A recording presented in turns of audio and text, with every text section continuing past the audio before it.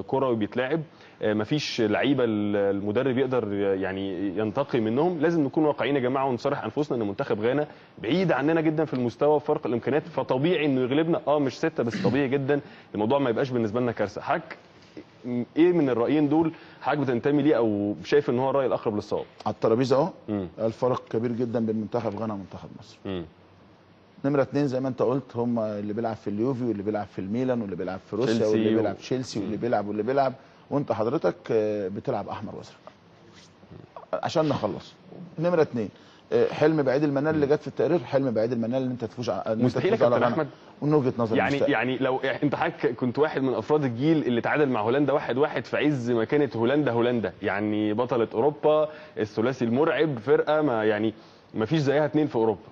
هل احنا صعب ان منتخبنا بقى بالجمهور بالعزيمه بالاراده بالدعاء بكل يعني التحابيش اللي موجوده عندنا كمصريين ما نقدرش نعمل اي حاجه؟ طبعا كل حاجه بقدر الله سبحانه وتعالى، انا بتكلم كحسابات. ممكن تكسب 1-0 مثلا ولا حاجه، 1-0 ممكن يعني. ده اذا حصل تبقى حاجه جميله جدا يعني.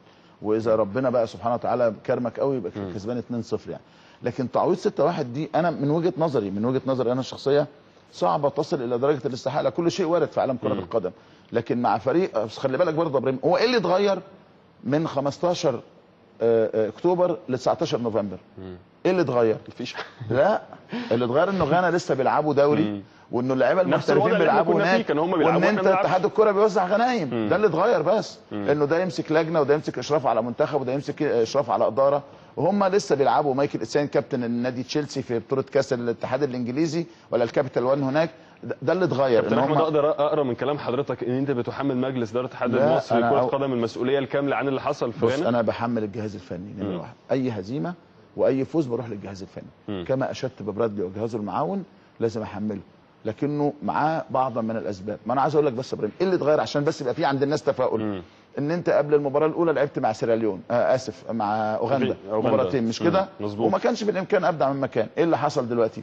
ماتشات الكاس اللي موجوده هيضم منها برادلي لعيبه جديده للمنتخب. ايه اللي اتغير؟ انت حضرتك لغيت معسكر الاردن ومباراتي الاردن، لغيت معسكر المغرب والمباراتين اللي كنت هتعملهم في المغرب. مش حصل كده ولا انا ولا انا مش واخد بالي؟ مظبوط. طيب انت هتيجي النهارده، احنا النهارده 1 في الشهر، تمام؟ الكاس هيخلص 9 في الشهر. المعسكر هيبدا فعليا 11 في الشهر. هيبقى فاضل 7 ايام على المباراه. هتلعب مع مين؟ هتتجهز ازاي؟ معسكرك فين؟ تدريباتك ازاي؟ لاعيبتك اللي موجودين هنا، الناس اللي مش موجودين في الكاس مع مين دلوقتي اذا كان في حد موجود مع برادلي؟ فمفيش حاجه اتغيرت. هو بيتمرن بانتظام، هو بيلعب دوري هناك بانتظام، هو بيلعب في اوروبا بانتظام، مش محتاج دوري لانه ما عندوش ولا لعيب محلي. وبالتالي الناس هبدا انا ابني امال ازاي؟ اتحاد الكره له مسؤوليه، كان حتى على حسن الاعداد يا اخي للمباراه دي، بدل ما توزع غنايم على نفسك، بدل رئيس لا حول له ولا قوه بهذه الطريقه الحقيقه بكل اسف، بدل اعضاء كل واحد عايز يبقى مشرف على المنتخب واللي يبقى مشرف على اداره واللي يبقى مشرف على لجنه، كانوا حتى فكروا في مشاعر الناس دي. لكن انا كل خوفي يا ابراهيم ان المباراه اللي جايه تكون هناك صدمه كمان مدويه هنا في استاد الدفاع الجوي. انا خايف جدا. انا خايف لان انا بقول لك معطيات. نفس المعطيات اللي كانت موجوده قبل المباراه الاولى هي بس بقى على اسوأ قبل المباراه الثانيه. والجمهور هينزل يجيب اجوان؟ الجمهور ما بينزلش يجيب اجوان. الجمهور هينزل يقول للحكم صفر بينالتي ولا صفر فاول، وعندك حكم من احسن الحكام اللي موجودين في القاره لا يتاثر. الجمهور نفسه ده احنا بنحسه ان هو يروح. لكن ما يحدث داخل اتحاد الكوره وعمليه توزيع الغنايم اللي موجوده، واحنا توزيع الغنايم ده بتكون كسبان يا اخي، لكن بتوزع غنايم وانت خسران وخسران بالسداسيه. انا اتصور اتحاد الكوره بيقودنا الى كارثه كرويه جديده.